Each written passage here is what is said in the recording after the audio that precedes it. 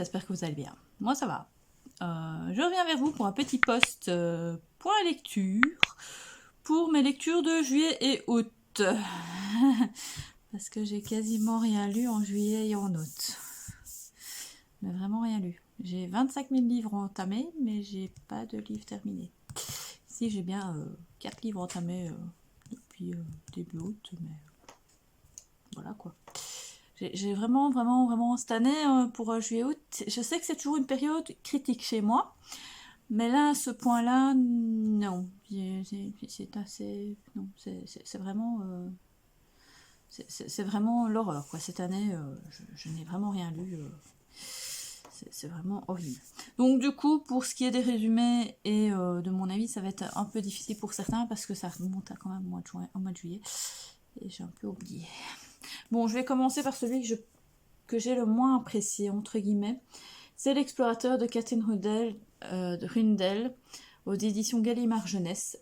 Au fait, je l'avais acheté par rapport à Manon de Vibration littéraire, qui, je pense, l'avait acheté, mais ne l'avait pas lu. Je suis plus certaine. Enfin bref. Je me suis dit, la couverture est trop cool. Les en-têtes de chapitres sont tout simplement géniales. Pour un livre jeunesse, franchement, voilà. Il n'est pas encore trop gros, il fait quand même... Oups. Regarde, il fait 370 pages. C'est bien écrit, c'est facile à lire et tout. Il n'y a vraiment pas de problème, c'est vraiment du jeunesse.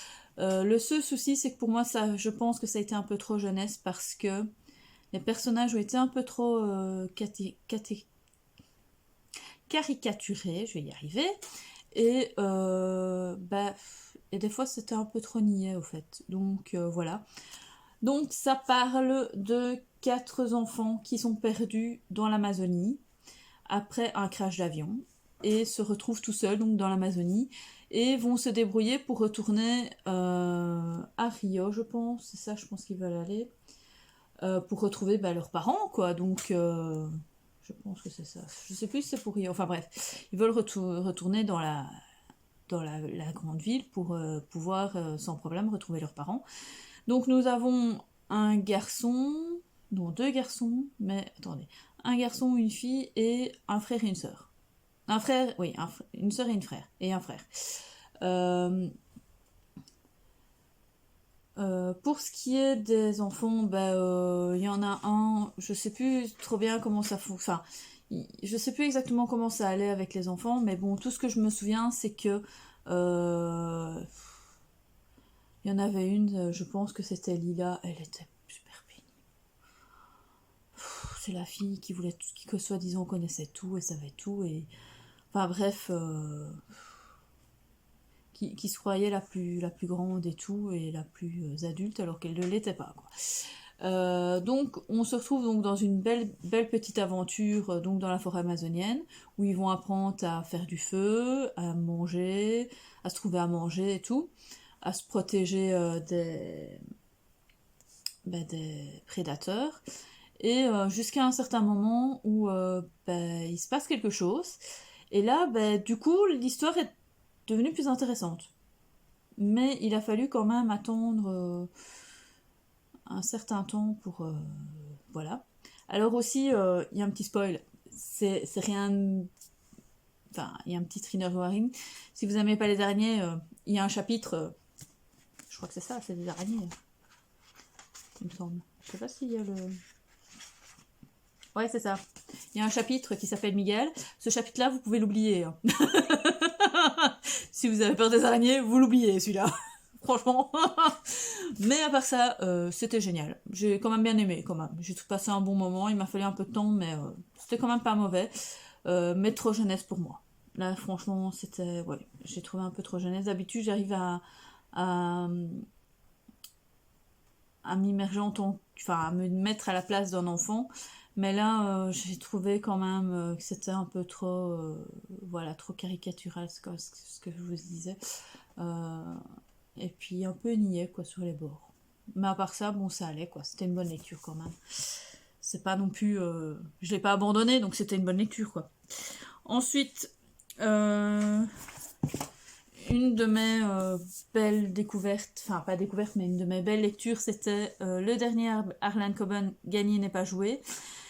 Donc ici, on va partir sur une enquête avec Windsor Lockhart, c'est ça je pense, hein. Lockwood plutôt. Windsor Lockwood, donc le copain donc de ça y est, Myron Bolitar, j'allais oublier. Donc ici on va vraiment avoir une enquête rien qu'avec Win. Donc ce petit, ce grand copain un peu sociopathe, psychopathe, enfin bref, vous pouvez l'appeler par tous les trucs avec Pat, hein, parce que franchement celui-là, il n'est pas très net dans sa tête. Hein. Et donc il va se passer une chose un peu particulière, c'est que on va retrouver dans un appartement de l'Upper East Side un des tableaux volés à sa famille il y a des dizaines d'années. Après que cette personne, au fait, qui a soi-disant, enfin, qui aurait volé le tableau, est décédée. Donc, il est appelé par le FBI à découvrir à faire l'enquête parce que c'est un peu bizarre parce que cette personne fait partie d'un groupe un peu particulier qui a fait jaser la Terre, enfin, qui a fait jaser la Terre entière sur des attentats et tout quand ils étaient plus jeunes. Donc, et en même temps, on va suivre une histoire, enfin ça va aussi par rapport à l'enlèvement en fait de sa sœur, non, de sa cousine plutôt, qui a été soi-disant enlevée, qui a été enlevée donc pendant sa prime jeunesse ou je sais plus trop quoi, et qu'elle aurait été violentée, torturée et tout. Et en même temps de la mort de son père à elle. Donc on va remonter dans le temps par rapport à cette histoire et en même temps par rapport au vol de ces tableaux. Donc c'est un peu bizarre, ça part un peu en cacahuète à un moment, je trouve. En ficelle, enfin bref, ça s'entrecroise, ça se joue et tout. Mais franchement, j'ai super bien accroché. Enfin, c'est un Harlan Coben, quoi. Enfin, si on aime Harlan Coben, celui-là, vous allez l'adorer parce que franchement, Win, il est génial. Il a beau être un psychopathe, on l'adore. Enfin, moi, perso, j'adore ce personnage, même quand il était dans Myron Bolitar. C'était vraiment le personnage phare pour moi. C'était même pas Myron qui était pour moi le personnage phare de sa série, mais c'était Win. Je pense d'ailleurs qu'il va avoir une suite, entre guillemets, qu'il va avoir un second tome, parce qu'il me semble que j'ai vu dans les posts de Harlan Coben comme quoi il faisait une suite à Win.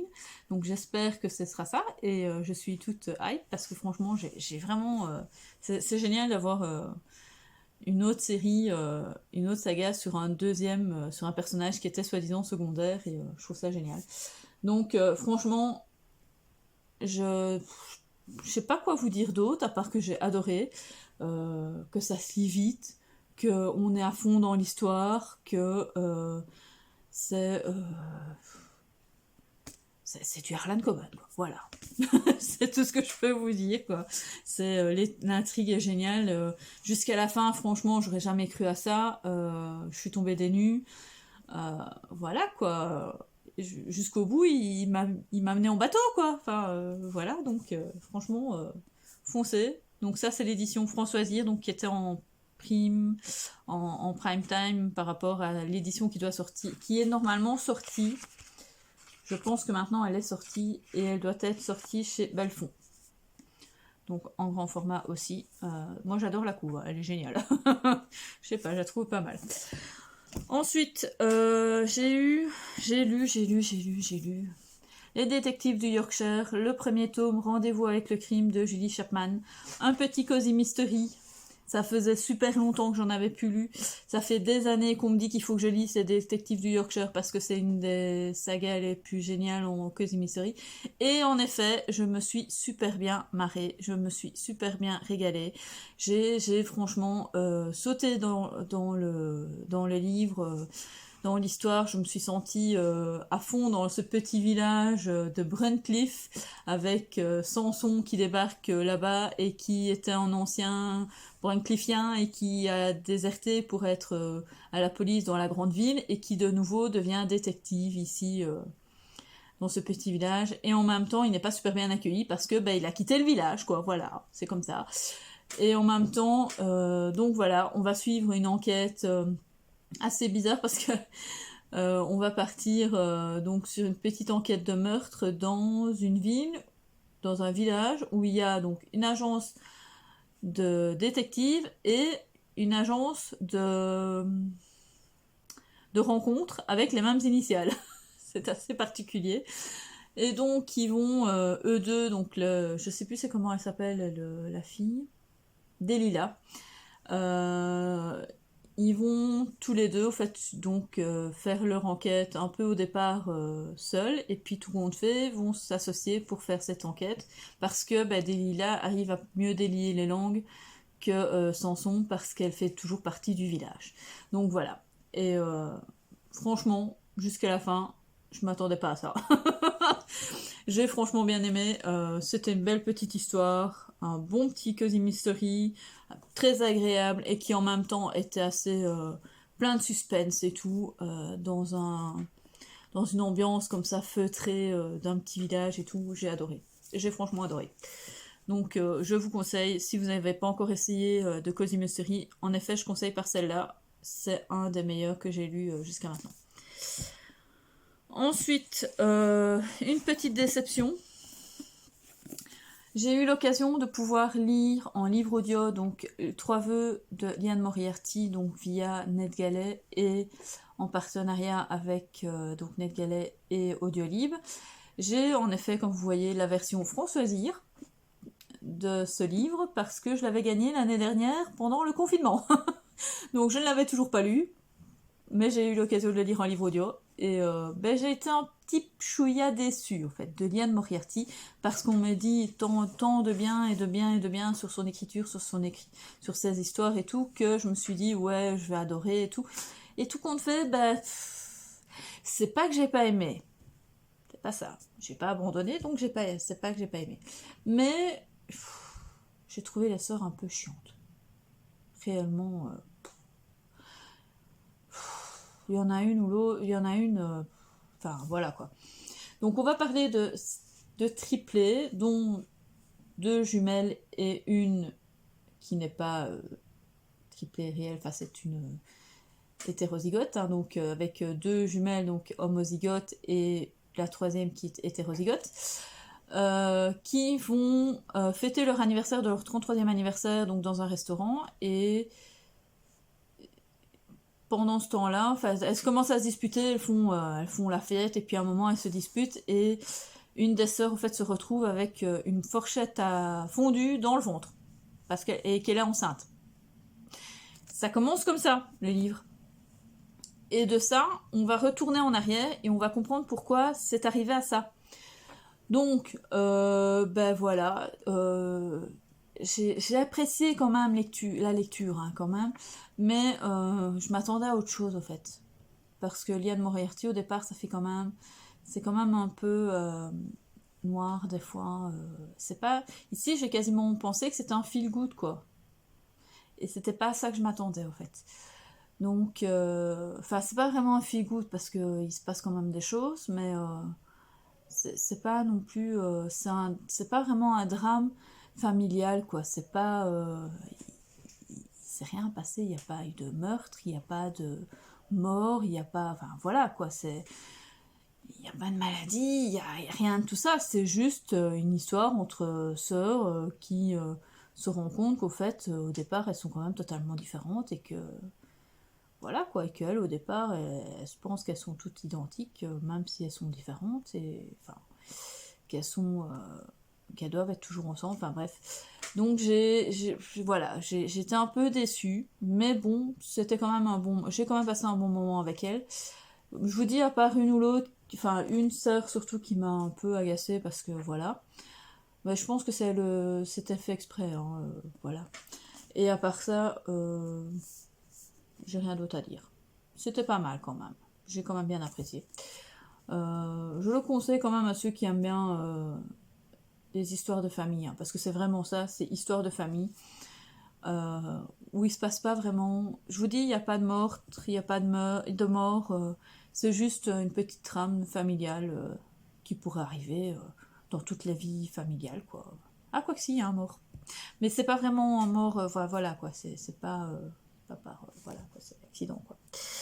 Donc, voilà. Moi, j'ai quand même... Voilà, j'ai apprécié, mais c'était du sans plus. Je vais pas en garder un souvenir mémorable. Je le retiens parce qu'au fait, je l'ai lu il y a pas si longtemps que ça, donc c'est pour ça. Je l'ai terminé il y a 15 jours, donc voilà, c'est pour ça que je vais me retrouver un mais...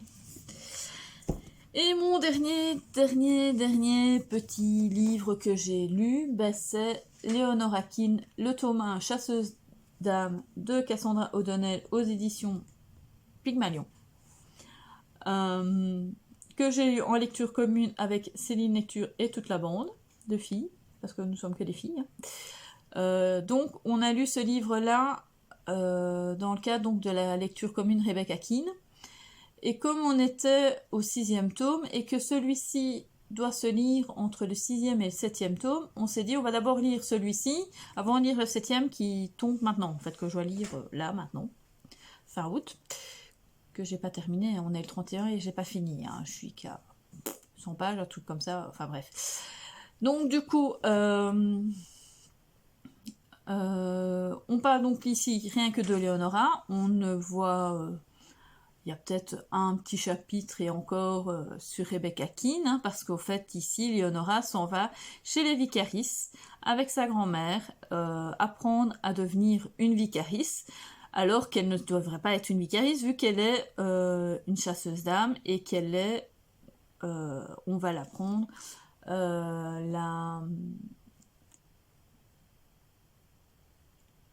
elle va aider la déesse de la mort, je sais pas trop quoi, enfin, je ne sais plus comment c'est le nom de cette déesse. Enfin bref.